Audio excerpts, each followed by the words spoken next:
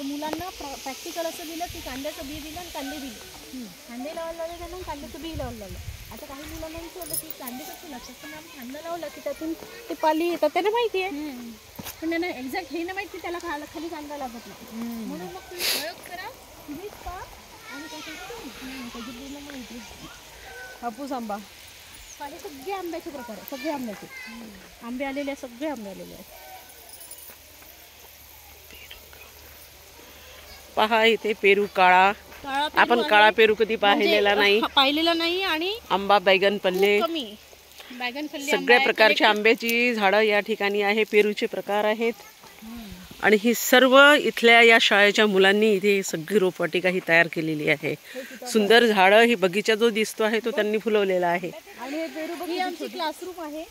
इथे मुलांना practically knowledge दिलं जातं. इथे येऊन बसतात मुलं, types of plant, types of त्यानंतर लिव्ज, हो टाईप्स ऑफ लिव्ज.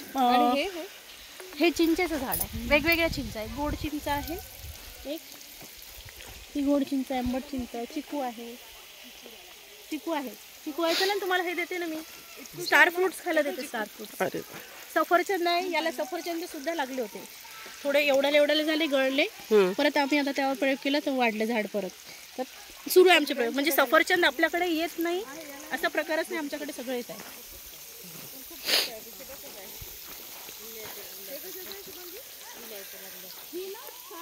पहा बोराचे झाडं, त्याचबरोबर स्टार फ्रूट्स आहेत. हो लागलेले आहेत ना स्टार फ्रूट, त्या साईडने असते. आंबट फळं असतं तेच ना? हां, आंबट आणि तुरट असं, म्हणजे कॉम्बिनेशन ऑफ ॲपल आणि ॲपल आहे छोटे. हे आपण पाहत आहोत विलायचीचे झाड. विलायच्या लागल्या का? आंबा कलेक्टर, मी तर पहिल्यांदा नाव ऐकलेलं आहे. आणि हे तुम्ही पाहू शकता, याला किती छान मोहर लागलेला आहे. आंबा कलेक्टर, आंबा सुवर्णा, खूपच सुंदर असं वाखणण्यासारखं काम अतिशय सुंदर इथल्या विद्यार्थ्यांनी केलेलं आहे. त्याचबरोबर तिथल्या शाळेच्या शिक्षकांनी सगळ्यांनी इतके छान परिश्रम घेतले की खऱ्या अर्थाने आपण पाहतो मुलं इथे विकसित होत आहेत. शारीरिक, मानसिक, बौद्धिकदृष्ट्या विद्यार्थी या ठिकाणी विकसित होत आहेत. इतकं सुंदर अशी शाळा मी कधी बघितलीच नाही आजपर्यंत, कधी माझ्या पाहण्यात आली नाही.